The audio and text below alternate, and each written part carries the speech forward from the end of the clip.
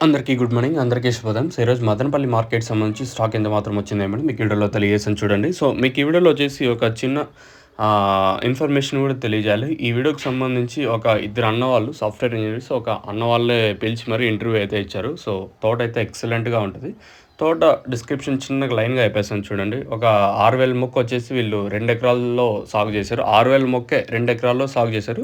అది కూడా 6 ఫీట్ 6 అడుగుల గ్యాప్ అయితే ఉంటది. ఈ వీడియో వచ్చేసి నేను ఎగ్జాక్ట్‌గా 12 గంటలకు అట్లా షెడ్యూల్ చేశాను వీడియో వచ్చేసి.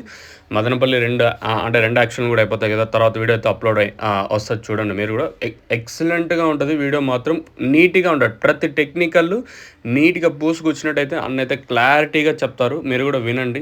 అంటే నేను వే ఆఫ్ ఆస్కింగ్ ఎలా ఉన్నా కూడా ఆ అన్న చెప్పే విధానం మాత్రం చాలా బాగా నచ్చింది నాకైతే. సో, మీకు ఆ షెడ్యూల్ చేసినాను. ప్రతి ఒక్క రైతులు ఆ వీడియోలు చూడాల్సింది నేను అడుగుతా ఉన్నాను. ఇంకా స్టాక్ విషయం మాట్లాడుకుంటే మనం ముందుగా టీవీఎస్ అలాగే కేజీఎన్ మండి లైన్ మాట్లాడుకుంటే ఈ లైన్‌లో దిగుమతి తగ్గింది ఈరోజు వచ్చేసి. నెట్‌తో పోల్చుకుంటే ఈ లైన్‌లో దిగుమతి తగ్గింది. అలాగే వెంకటేష్ అన్న మండి లైన్ మాట్లాడుకున్నా కూడా దిగుమతి ఏం పెరగలేదు. ఓవరాల్‌గా మార్కెట్ మొత్తం మాట్లాడుకుంటే నెట్‌తో పోల్చుకుంటే దిగుమతి అయితే మళ్ళీ ఒక 5-10% మేర తగ్గింది. సో, వేలంపాట్లు మరి ఏ విధంగా ఉంటాయనేది చూడాల్సి ఉంటది. ఇంకేమన్నా అంగళ్ళ మార్కెట్ ఓపెన్ అవుతది కదా! 23 అంటే రేపైతే అంగళ్ళ మార్కెట్ అయితే ఓపెన్ అవుతది.